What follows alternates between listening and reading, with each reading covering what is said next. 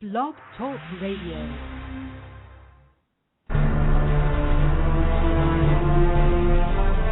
There is a mystery lurking the forested areas of the world.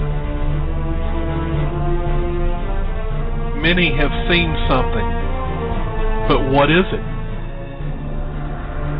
Are they seeing known animals? They claim they walk upright, like a human. There are so many eyewitnesses. Can they all be wrong? Is someone just playing a trick on people? Or is it possible a large bipedal being could exist in the forests of the world? You have a decision to make. Do you believe it exists? These are the topics we discuss on Sasquatch Watch Radio.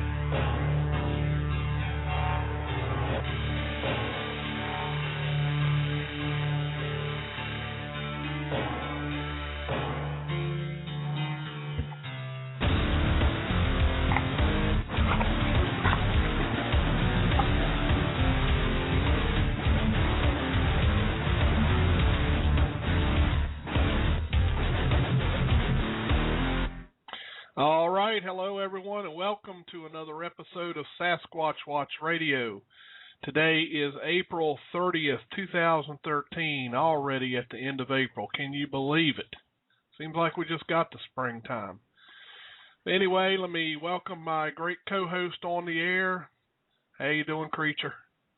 Hey, Billy. I'm afraid I have some bad news for you tonight. Are you the bearer of bad news tonight? I am the bearer of bad news. All right, go ahead and hit me with it. Okay. So our guest speaker has to take a rain check. Yeah, figures.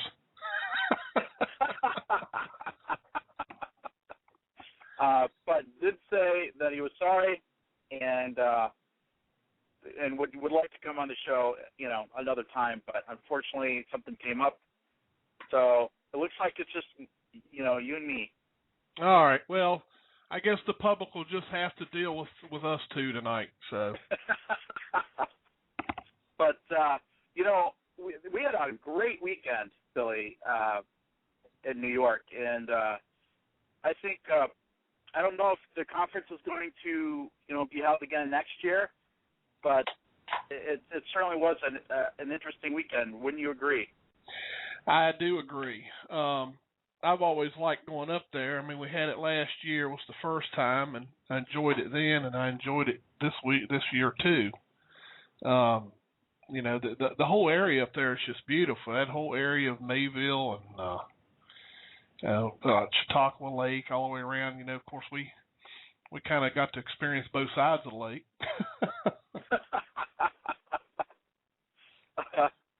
Yeah, I'd like to, one of these days, I'd actually like to fish in that lake. There's just so many things going on, it's hard to find the time.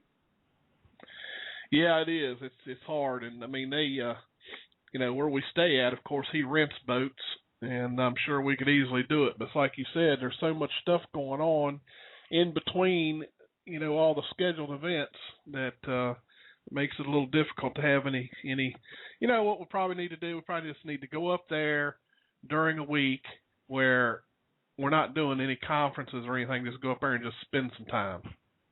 Yeah, I agree. It's beautiful up there. And just so you know, you've been put on warning tonight. Eric Altman wanted me to let you know that he is listening live tonight, so be careful with your mouth. I just want to thank Eric for letting us come on his show what was it, Sunday night. I thought that was very gracious of him, and hopefully we can come back on the show again sometime. Well, I don't know. After that little mishap that we had that night, they might not want us back on there. Billy, I tried to clear the air between me and Eric. I tried to bury the hatchet, but things just kind of got worse. Well, that's not what I was talking about. It was funny because I have to say this because it cracked me up. But when I had put the announcement out there that we'd have a special guest tonight, Eric says, "It's not the guy in the red car, is it?"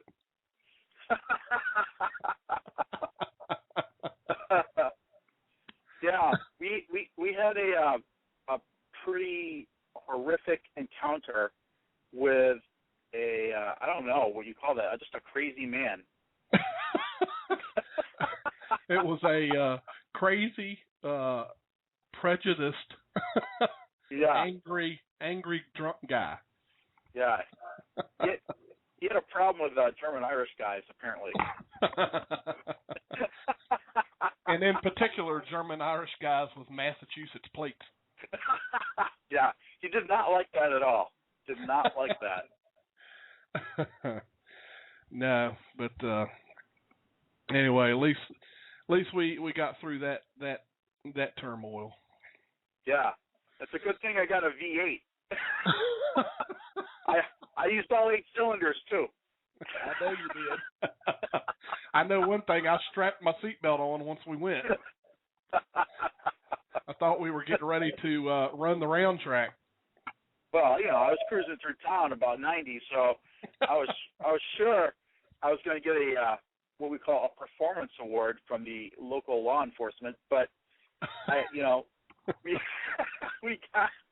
were able to make a quick getaway, and I think the guy was just too drunk to follow us. Yeah, he probably didn't even know we left. Yeah, he was probably still in the parking lot yelling, at God knows who about people from Massachusetts. Oh, I'll tell you what, it was just hilarious. It was just hilarious. Well, one thing for sure, you know what we could do tonight, Bruce. What we could do tonight, since we're kind of going to do a recap of the Chautauqua Lake Bigfoot Expo. If anyone is listening on the show and you were there at the Lake Chautauqua event, we'd like you to call in and tell us, what you liked about the event or what you didn't like about the event. Just kind of call in, because you know what? We've already got somebody on the line who was there with us. Really? Is it? It's not that guy in the red car, is it? No, it's that guy in the little short white car.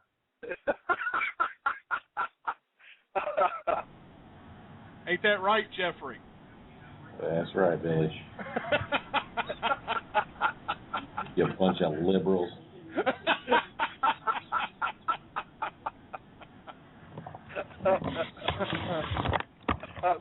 Sounds like Jeffrey's got some experience in that. So did you get home okay, Jeff? I did. It took a long while, but it was worth it. It was a great weekend.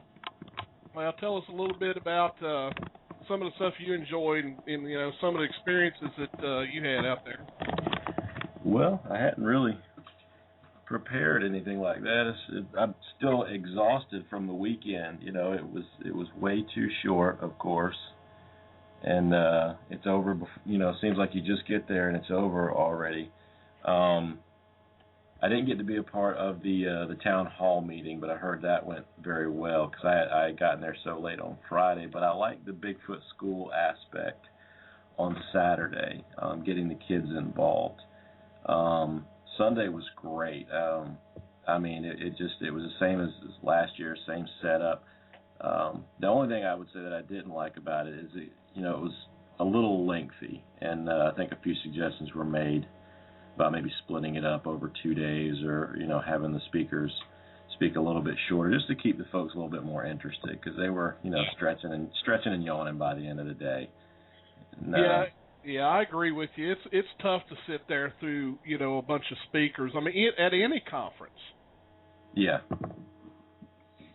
So, but you're right. By the time lunchtime rolls around, or whatever, or dinner time, everybody's like, getting a little uneasy, I mean, it was even to the point where Bruce was putting, desktop pictures of prime rib on his laptop. Bill, you had to bring that up, didn't you? People. By the way, folks, that is not a joke. I am serious. All right, so let me just give you some context. So I just got a new laptop. So that was really one of the first few times I've actually used that laptop.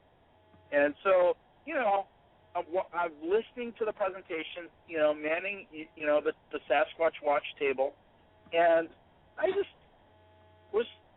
admit I was thinking about dinner a lot. I was thinking about dinner a lot, and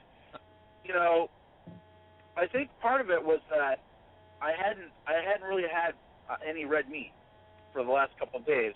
I mean, we had pizza, I had some pasta, but I was really, really pining for some prime rib. So I started browsing through the internet looking for a picture of a nicely sliced prime rib as my desktop wallpaper. And it just so happens that, you guys were being nosy and looked over and saw it, and now you're making a big deal about it. And and then you had to mention it on the radio, Billy. So I really, thanks for that. You're welcome, man. You give us all a good laugh. Yeah, that seems to be the case. So, Jeff, did you get to spend any time with Bob Gimlin? I did, and that was actually the best part of the conference for me was, getting a chance to meet Bob. A more gracious, gentle, just overwhelmingly giving and caring person I can't imagine on this planet. Right down to the last day, I was making the rounds to say goodbye to everybody, and like the most memorable part was walking down there to say goodbye to him, and I was going to tell him what an honor it was to finally meet him, and how great it was, to get to spend some time with him. And he beat me to it. He turned it right back around on me and talked about how great it was to meet me, how much of an honor it was, and how he wouldn't be doing this thing if it wasn't for people out there doing the Sasquatching, going to the conferences. And, I mean, literally, it was just fantastic. That was the best part of the conference for me. Yep. Yeah, I agree. And I love to hear his stories. He's got so many stories. When you're in your 80s, I guess you do have plenty of stories over your life. But just some of his stories, he sits down, he's very personable, and he just sits down and he'll tell you, all types of stories, things that he's went through in his life. And it's kind of fun to listen to what he's got to say. Yeah, he's just a treasure trove of stories, that's for sure. And he's one of those guys that you really like to sit around a campfire with and just listen to his stories, because he's got a million of them, and they're all humorous. They're all pretty funny. Yep, that's for sure. All right, Jeff, you got anything else you'd like to add? No, I was just checking in. All right, man. If you want me to, I'll just mute you out. Are you listening on the? Yeah, I'm just listening on Skype. Okay, I'll put you in. Go ahead, Bruce. Wait before you do that. So, Jeff, you're going to be at Creature Weekend this weekend? Yes, sir. All right, so you better bring your A game, because it's going to be a blast. Looking forward to it. I'm bringing the wife along as well. Does that count as an A game? Well, sounds like you better be on your best behavior then. Yeah, I'll have to be Jeff and not the Shadow this weekend. Dang it.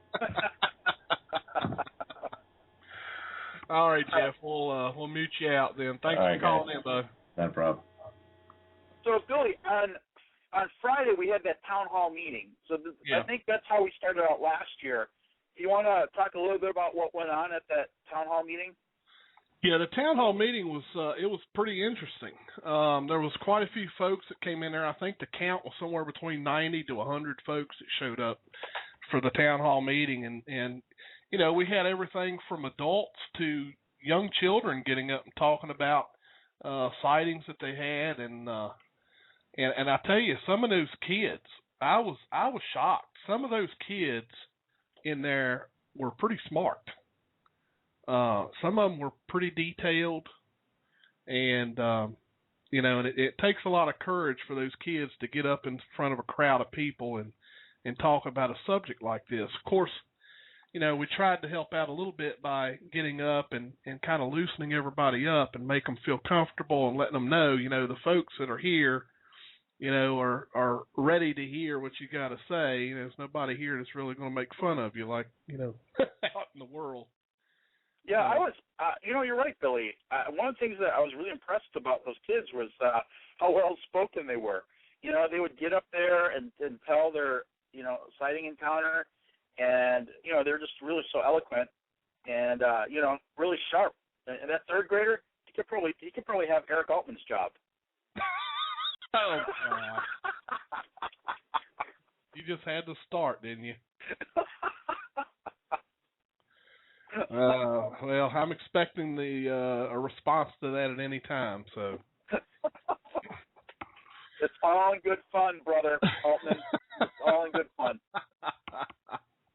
Does he busts my chops all the time, Billy? I send one back, and I'm the bad guy. Oh boy. So we had 90 people at the town hall meeting. Yep. There was a pretty good turnout. I think there was a lot more people than they were expecting. No, it was a whole lot more than what they were expecting. I mean, because I think the first year, of course, being the first event, it's always kind of low. But yeah, I think that first event, I think we would have been lucky if we had a dozen. Yeah. You know. I think you're right. So yeah, that's a pretty good increase actually, especially since the majority of those folks were all, you know, pretty much local folks. You know. Yeah. So yeah, definitely. And we were able to reconnect with some friends from last year.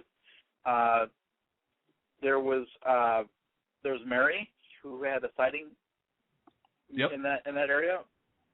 And she also is pretty heavy on the gas when she's driving. You definitely don't want to be in front of her when she's in a car.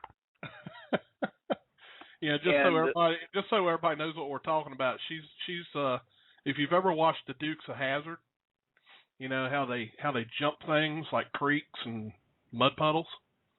That's Mary.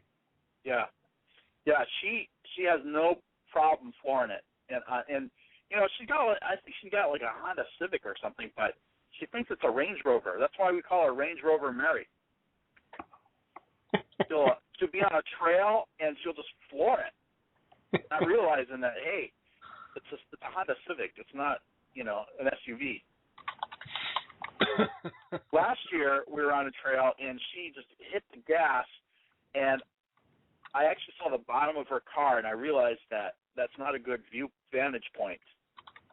Yeah. Yeah. So She was there. She had a sighting. I don't know. How old? Do you remember her sighting?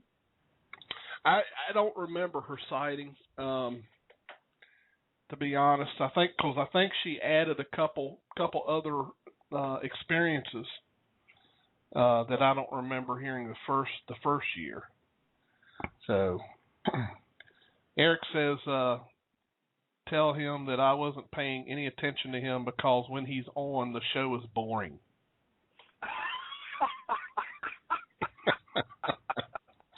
So see, he busts my chops, and then I say something, and I'm the bad guy.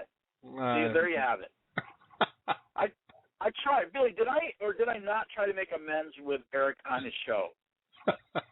He's laughing now. Yeah. All right. Well, we got 3 other callers. I'm not 100% sure if these callers were at the event or not, so we're going to have to answer to find out. Okay. So let's see who this is from the 804 area code. You're on the air. Hi, it's just William. I'm listening. Have some prime rib. You can mute me. Thanks, Billy. But Thanks can't for hear me. saying that on the air. You enjoy? Is it a real big, like 24-ounce thick one? At least, yeah. Okay, very good, very good. All right, William, I'll put you back in there so you can listen. All right. That sounds really good, Billy. See, now we got the listeners. They're all ordering prime rib now. So. Yeah. Well. All right, let's see who we got at the 304 area code. You're on the air. Just calling in to listen. All right. Are you having prime rib also? I'm always having prime rib. I'm prime. Okay, there you go.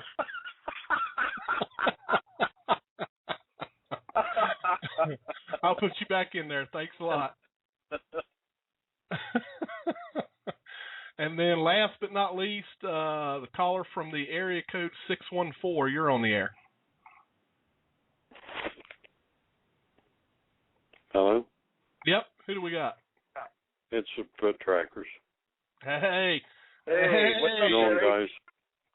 Hey, are y'all having prime rib tonight? Oh, no. No. No. Oh. I didn't tune in soon enough to hear the prime rib thing. Well, good. Since you didn't, I'll tell it to you. Basically, what it boils down to is when we were all sitting in the conference, I don't know, I guess Bruce either got restless, got hungry, or something. So he put a picture on the background on his desktop of prime rib.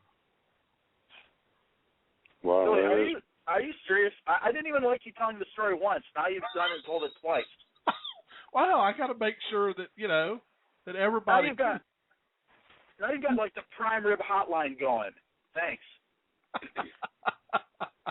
be having that in a few days. That's right. Friday night, prime rib dinner with the speakers. Rex just called me a little while ago. He's all wound up. What's going on? Well, he wanted to know what food to bring. He's in our cabin with it there. Yeah, what food are you going to have at your cabin, Terry? Because I might come over. Yeah. Come you over, have some man. prime rib? You have some prime rib there? No, I don't have that. I'm looking forward to the lodge putting that out for us. Well, you got to have some spares back in the cabin, Terry. Right. Hopefully you can work on that. You need it like IV?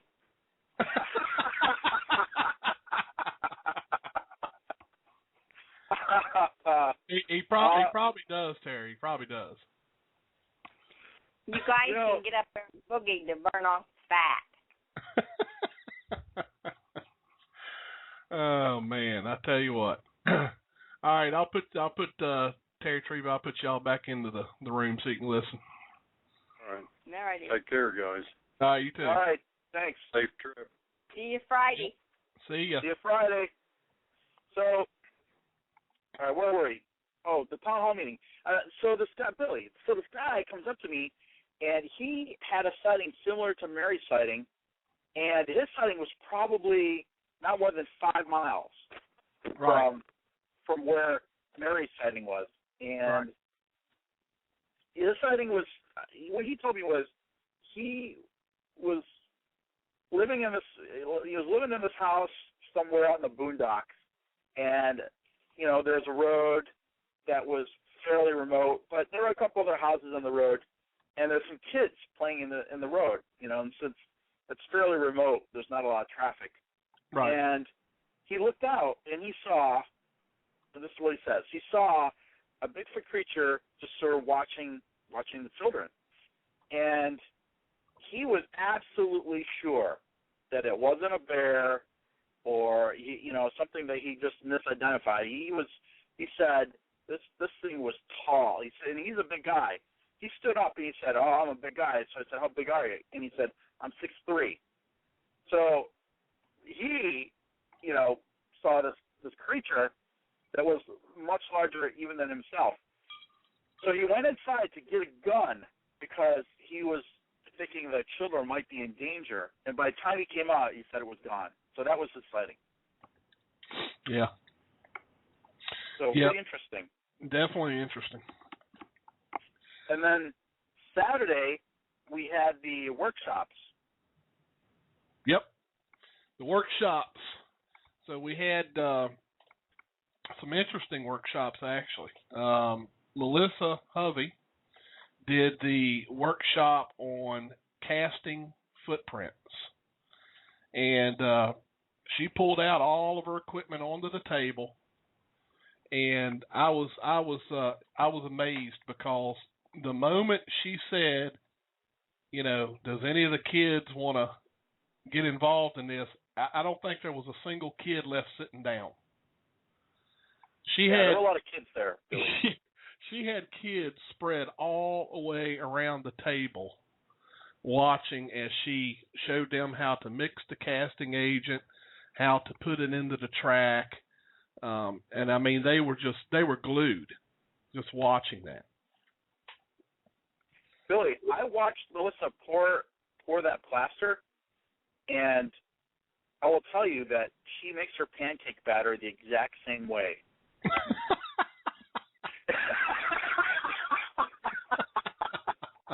And it looks exactly the same. So go figure. So I guess she doesn't like air bubbles in her pancakes either. No, she doesn't. So if you ever happen to see, you know, some tracks that someone cast and they have blueberries or chocolate chips in them, maybe Melissa gets confused every now and then, you know. So there were a lot of kids there. Gosh, I mean, everyone was having a good time. Yeah. And then you were able to show your equipment. Yes. I showed pretty much not all, but most of the basic equipment, you know, everything from, you know, simple cameras to simple flashlights, you know, just real simple stuff. And then, of course, we got a little bit more complex when we started showing the, you know, the thermal imagers and the night vision and you know, the bionic ears and things like that. But it was just to give everyone an idea of what some researchers go out with equipment-wise, you know, and gives them ideas of what they can, you know, look to at, you know, purchasing, you know, anything, you know, showing them the thing, you know, kind of give them an idea on pricing, you know, because, God, you don't want to go out there and spend thousands of dollars and, you know, lose your house. Sure. Yeah. You know. Yeah, and you can definitely go into Hawk. You know, one of those night vision cameras, I was looking at like a Gen 4, Billy. It was about $14,000. Oh, yeah. Easily. Yeah. Yeah. Those things are high. That's crazy. And then, of course, we had the conference on Sunday. Now, I don't know if you know this, Billy. Why did Peter have the conference on Sunday versus Saturday? Is it just availability of the banquet hall?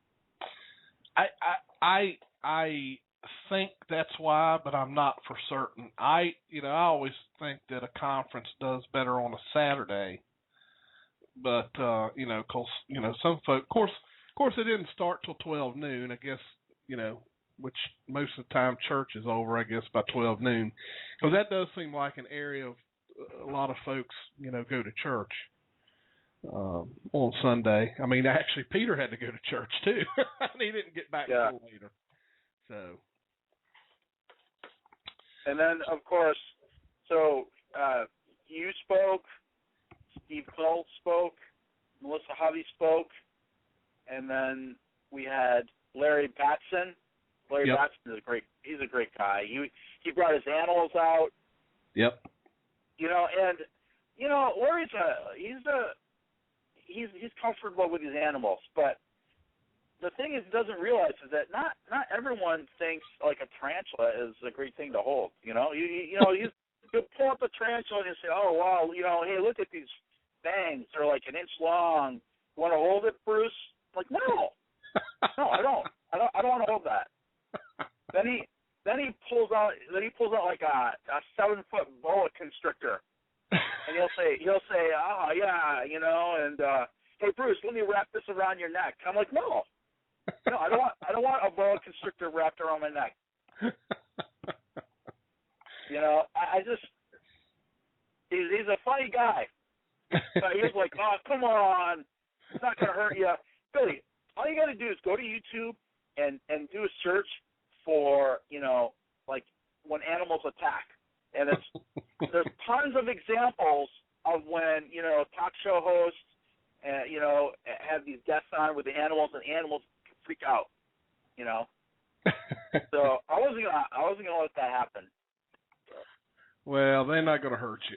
He handles those things so much, you know. Of course, things can happen, but I have a feeling that all those animals are used to being handled and used to being in the shows. It's funny though how one thing that I like about Larry is how he gets the kids engaged. You know, all the kids run up to the front, you know, get in the floor, you know, and he's just got a way of making the whole thing exciting. Yeah. And he calls this one kid up out of the audience, which is what he usually does. He'll pick one kid. And I sometimes think he looks for the one that looks like he's the scaredest. I swear I think that's what he does. But so this kid comes up on the stage, and first he shows him the boa constrictor, which is the smallest of the two. He goes, "Oh well, we're not going to use this one, you know." So then he pulls out the Burmese python, which is, you know, twice the size of the boa constrictor he has. And he has the kid hold his arms out, you know, and act like a tree. And he hangs the snake on there, and it was just hilarious. The kid just kept the only thing that kid was worried about is where that snake's head was at. Oh yeah, because when the snake is wrapped around your body, Billy, and then the head is looking straight at your face, you know, that's very unnerving. So Larry had to keep turning his head.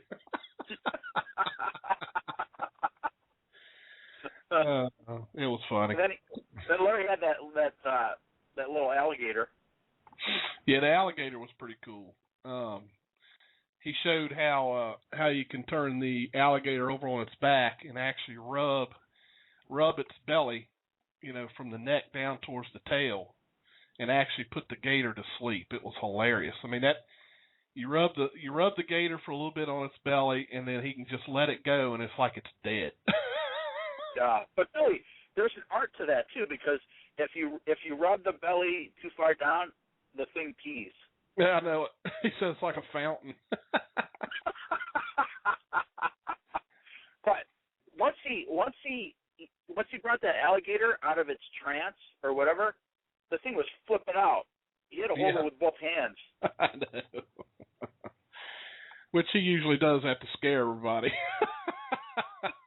Well, it worked. And then he had the Gila monster. Yeah, the Gila monster. Yeah, the people kind of kept their distance from that too, knowing that it's poisonous. Yeah, he said it was the only poisonous reptile in the U.S. Did he not say that? Yes, the only poisonous one in the U.S. That's correct. Oh no, poisonous lizard. Lizard, right? Lizard, yeah. So obviously we have a lot of poisonous snakes that are reptiles, but it's a poisonous lizard, and supposedly the poison is located in the back teeth. Yes. So it has to kind of gnaw on you a little bit for you to get poisoned. Yeah. It's not like a snake bite. It's not like he's going to come up and go bite and you'll be, you know, sick. Yeah. You got to gnaw on you through his back teeth. But, you know, Bama Buckster said he wonders if Bigfoot will let you rub his belly.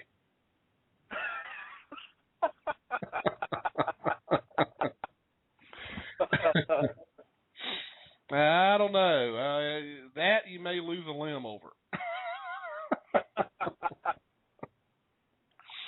And of course, Bob Gimlin told his story, and you know, I gotta give the guy credit because he's probably told his, you know, the whole incident at Bluff Creek at least 1,000 times. And you think You know, like if any other person, if it were any other person other than Bob Gimlin, they'd be like, I gotta tell this story again.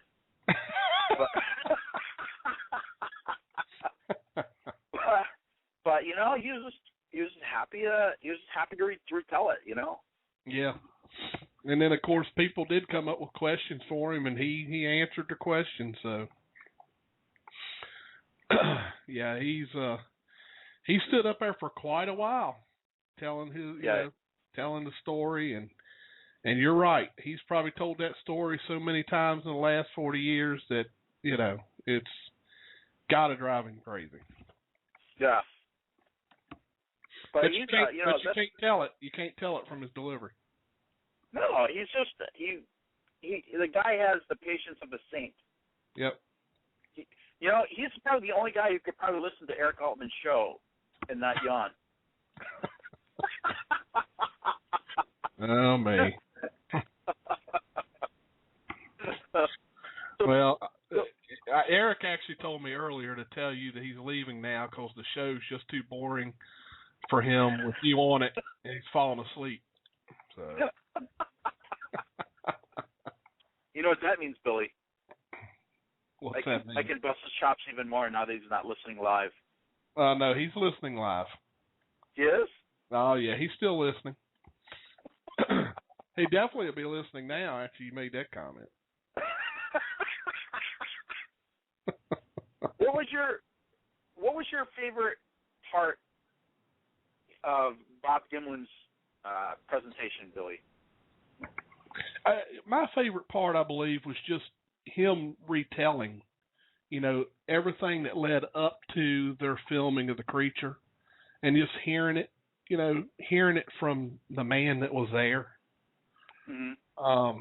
That's probably the part that I enjoyed the most, was actually hearing him retell all the events leading up to, during, and after.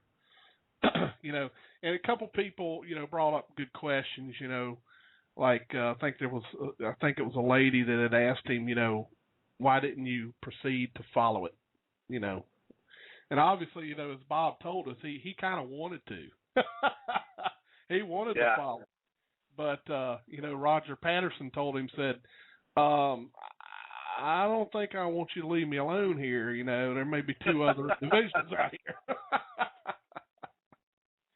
So, you know, that's what I enjoyed the most, was just his retelling of it. Yeah, I could. You know what? He does. He's so good at storytelling. You could listen. I could listen to that story like hundreds of times. You know. Yeah. Well, Eric, I think, just gave me some kudos because he said someone has to have tremendous patience to put up with Bruce being a co-host. Thank you, Eric. Thank you for the comment. I thought he was going to bed, Billy. Is he's still there? Yeah, he's still there. Oh man. But yeah, it was definitely a fun event. You know, basically, of course, I spoke first at this conference. I just talked about Bigfoot in Virginia and what some of the recent things that we've been doing investigation-wise. I think who was right after me was trying to remember who was right after me. I don't remember because I was too busy with my prime rib wallpaper. Yeah, I know you were. Melissa Hovey had spoke about the eye shine. You know, she had an eye shine encounter over in Central Virginia, and she spoke about that. Of course, Steve Cole's part, he talked about what would Bigfoot do, and had a bunch of interesting theories and things in his part. Of course, Bob Gimlin spoke. Tom Yamaroon spoke about Jerry Hine and a few of the other things, and then of course him and even Larry Batson. I think Larry Batson was up there playing a harmonica. That was Larry Batson playing harmonica live? Yeah, Larry Batson got up there and played harmonica. So it was Larry Batson, Todd Yamaroon, and then of course we had Todd Prescott on drums. He brought his drum set. Oh yeah, that's right. Yeah. So that was pretty interesting. And then, so I mean, overall it was a good event. Seemed to have a pretty good turnout. I can't remember what the exact number was. Do you remember what they said? I don't remember, but I want to say it was a couple hundred at least. Yeah, I think it was between. I think it was around 2. Because I told him I thought there was 250 there, and I think it was right under that. Yeah. So, but overall, it was a good event, and I enjoyed it, and it seemed like everyone else did too, because we all got kind of bombarded at the tables of people coming up and asking questions and wanting to talk, and so that goes to show they had a good time. Yeah, a lot of people did come up to the Sasquatch watch table. That's yes, for sure. They did. But that's probably because they saw a creature seeker over there eating pizza and stuff. But I tell you what, if anyone is ever in the Mayville area, do yourself a favor and go to this little restaurant. What's the name of that restaurant, Billy? Andriaki? Yeah, something like that. Andriosi's or something like that. Andriakios or something. Yeah. It's right on the main drag there, and it's the most delicious pizza you're ever gonna find. Because I've had some good pizza. I tend to think that the pizza in New York is pretty good, but their pizza is incredible. How many times did we have that over the weekend? Oh, Three, a bunch. 4 times. Yeah. We had it almost every day for lunch. Yeah. They make their own dough, and they make their own sauce. So it's homemade bread, dough, and homemade sauce. And I tell you what, the crust is perfect. It is perfect. I usually don't like pizza crust, but this pizza crust is incredible.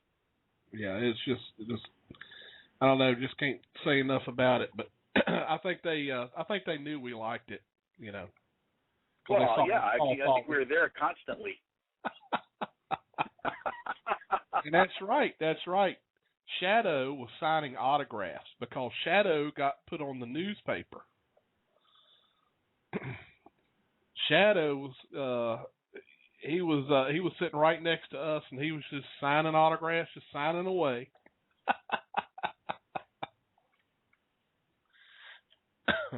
Yeah, Shadow, he likes the limelight.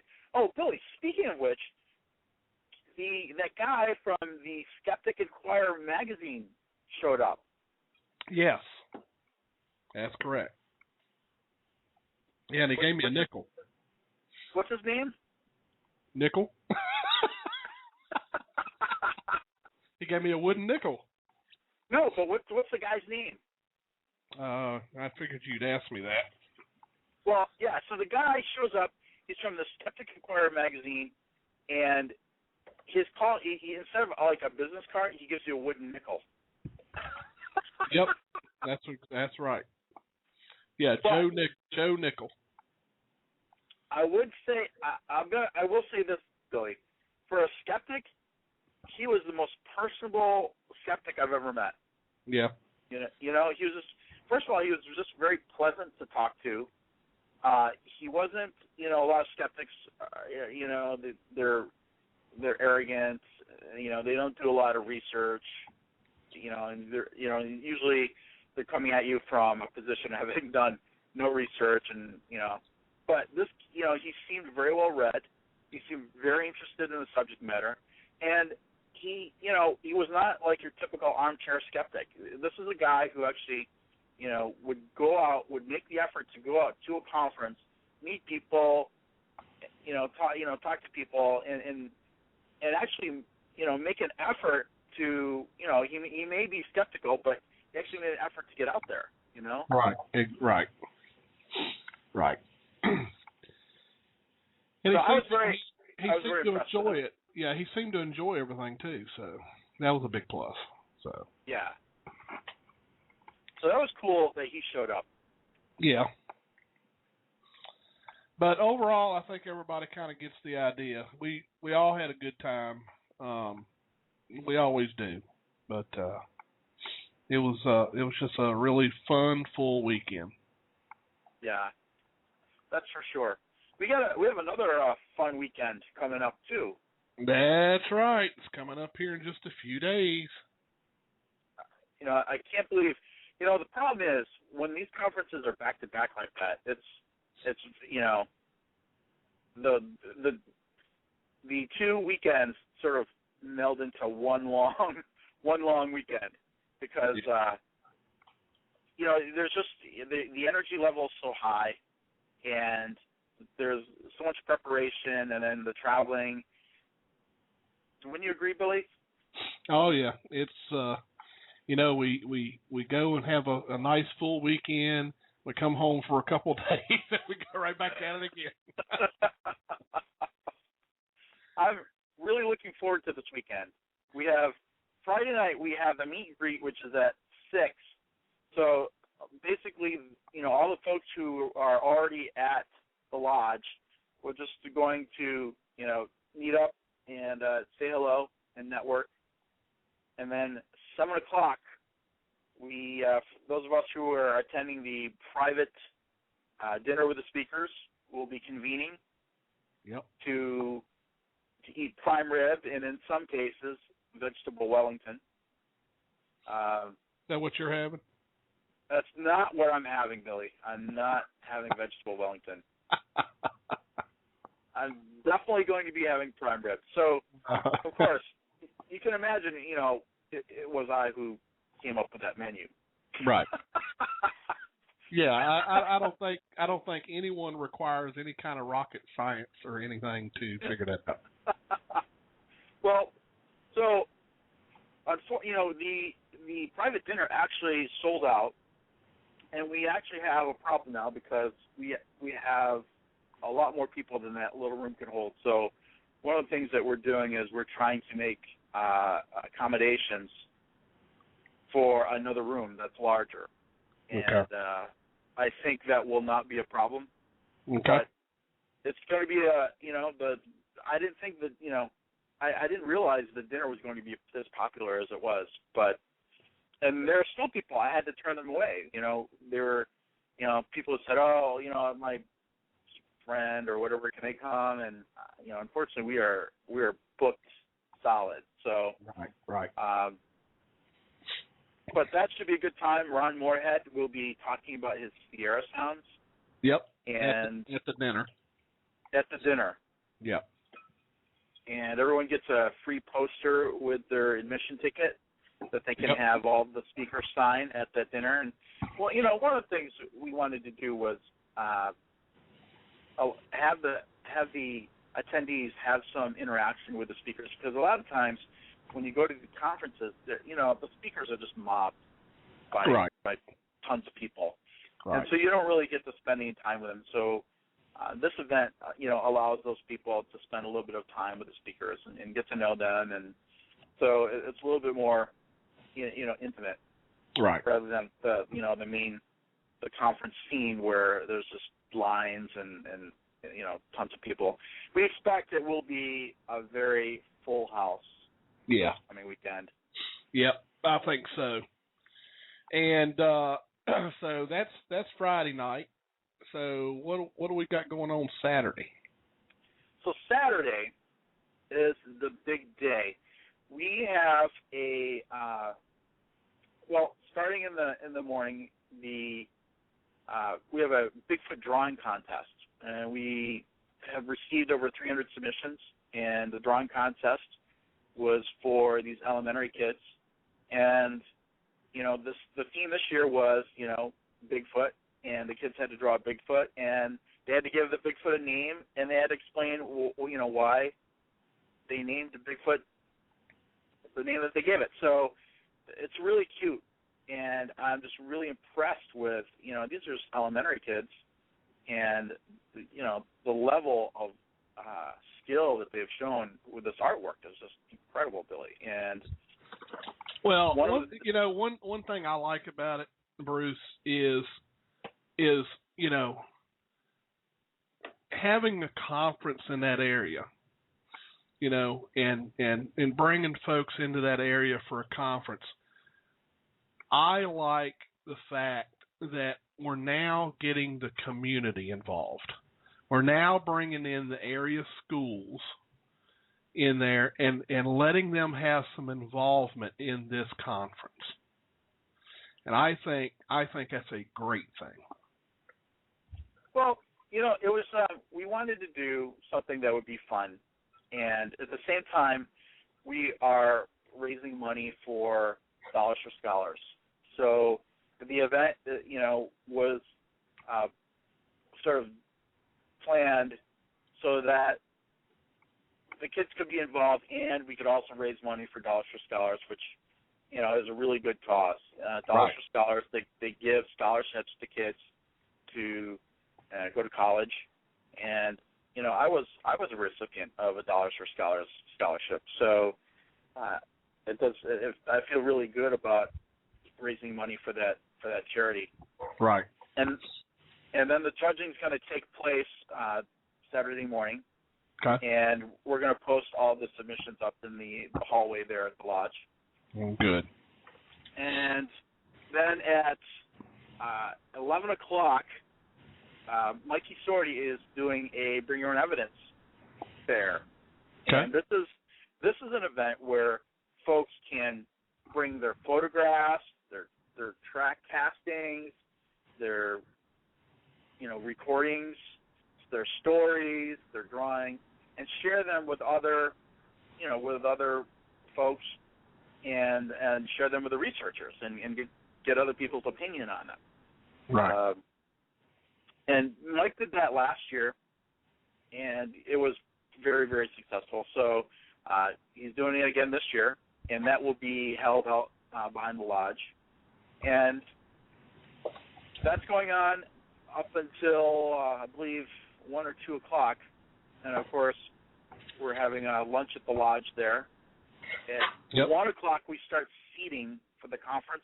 Conference begins at 2 o'clock. And where the speakers will be speaking, of course, our speakers this year on Saturday will be Dave Paulides, Doug Waller, yourself, Billy, Scott Nelson, and Pat Spain. So it should be a really fun event.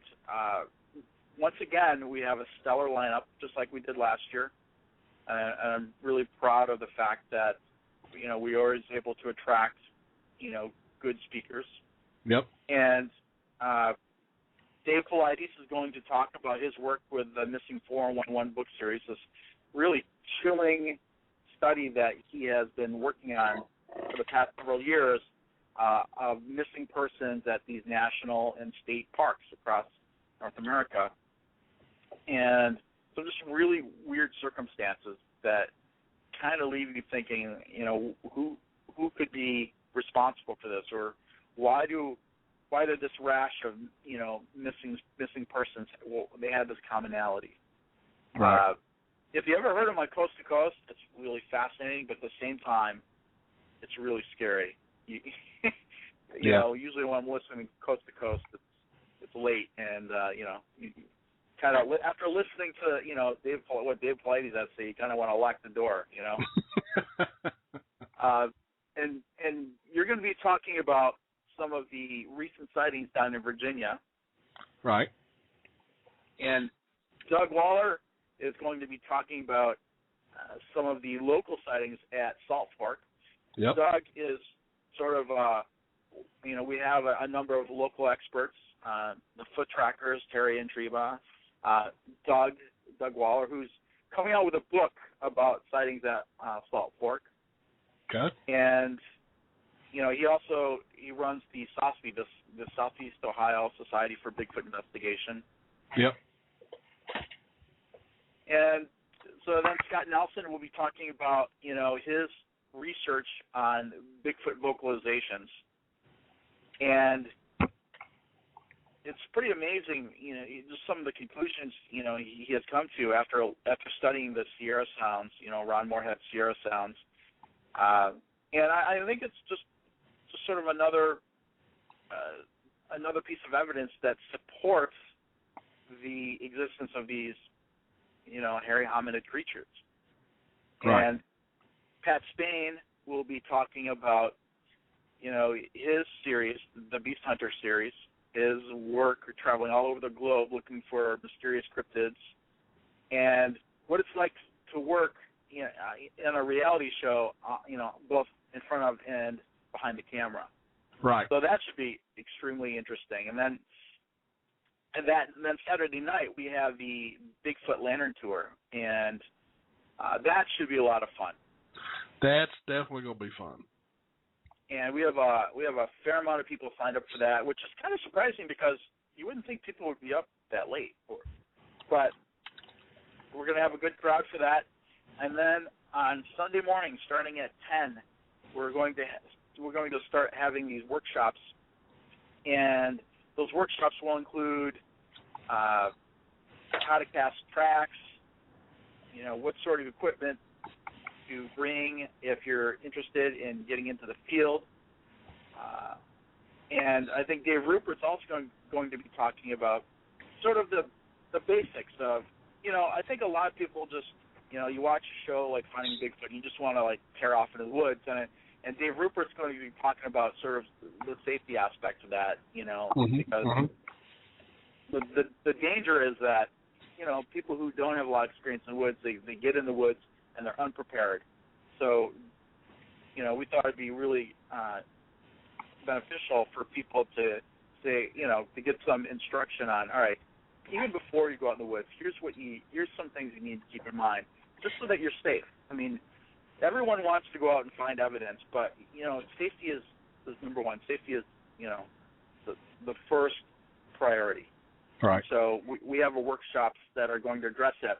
The workshop will probably run maybe 90 minutes, and they start at 10 o'clock, but we'll probably have multiple sessions. So if you can't get there at 10, not a problem. We'll just put you in, a second group, and we're going to have sort of rolling admissions throughout the day till I think 2 o'clock. Right. So it'll be a fun weekend, and there's definitely a lot planned for the weekend. And I've talked to the attendees. People have been emailing the website. I've read a few of those emails, and people are just genuinely excited and enthusiastic about this coming weekend, and as am I, and as you are, Billy. So yeah, it's I can't wait. Yeah, it's going to be a good time, and I've really been looking forward to this. And just so everyone knows, we have I don't think you announced it yet, but we have a real nice surprise at the auction. Yeah.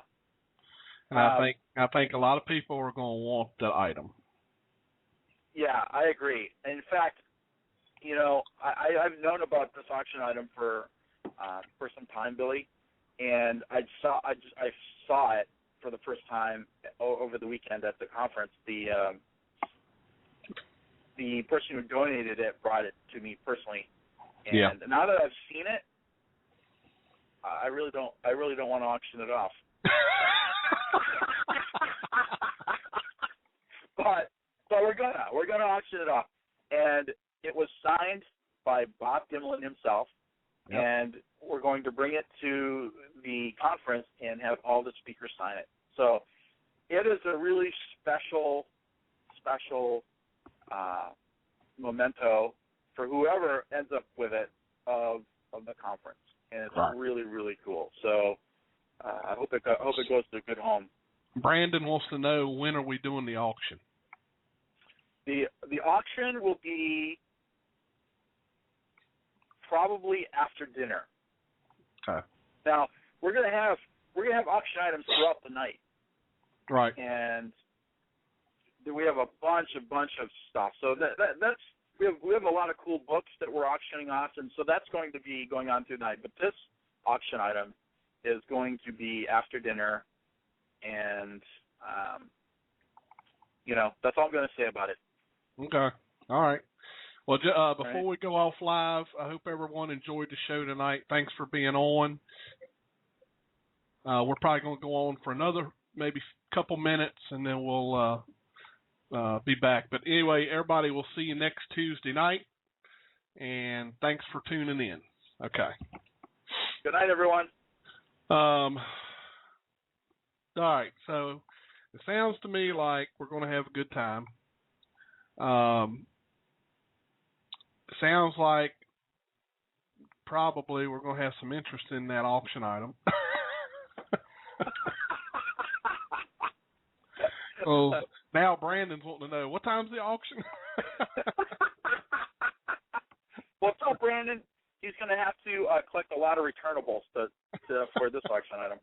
I think there's going to be so much interest in it that it'll probably, probably will be bid up quite a bit. Yeah. Yep.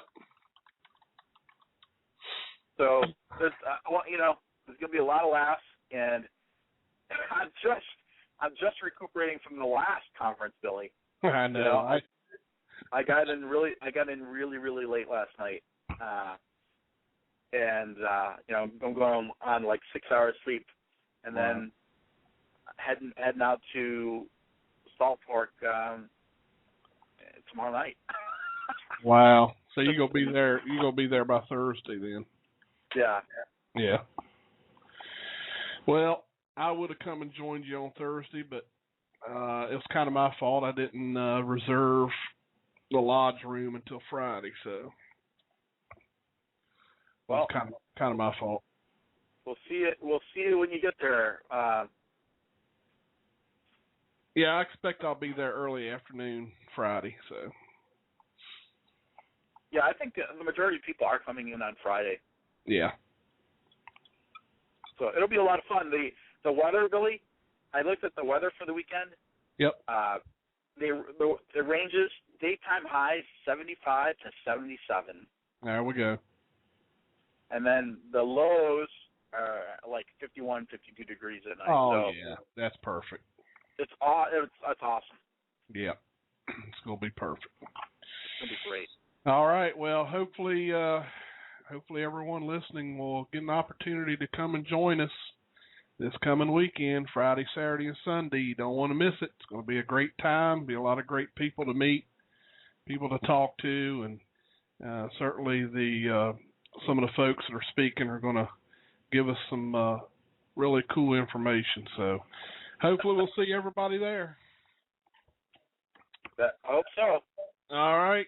So I guess we will call it a night, and I don't have no idea yet who we're going to have on next Tuesday. So you'll just have to wait and see. When am I going to work on that? Oh, well, it's busy. But we'll figure out something.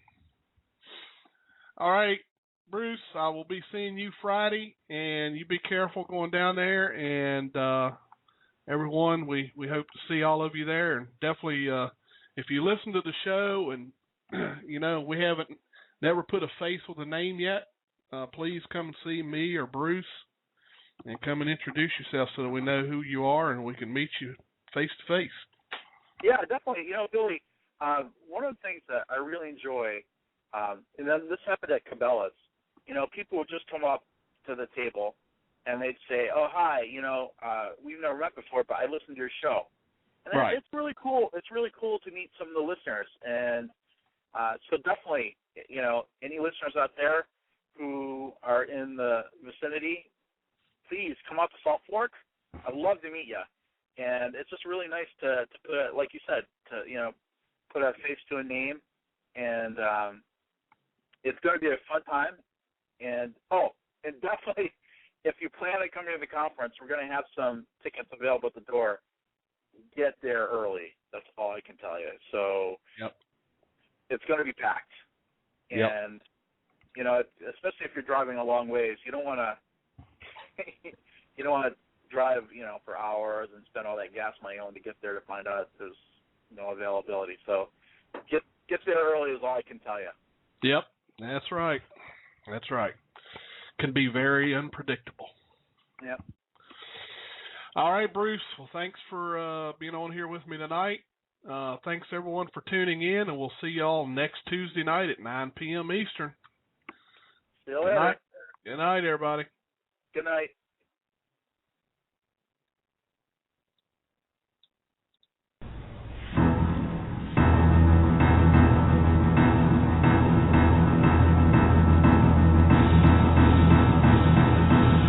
You're listening to Sasquatch Radio on the Blog Talk Radio Network.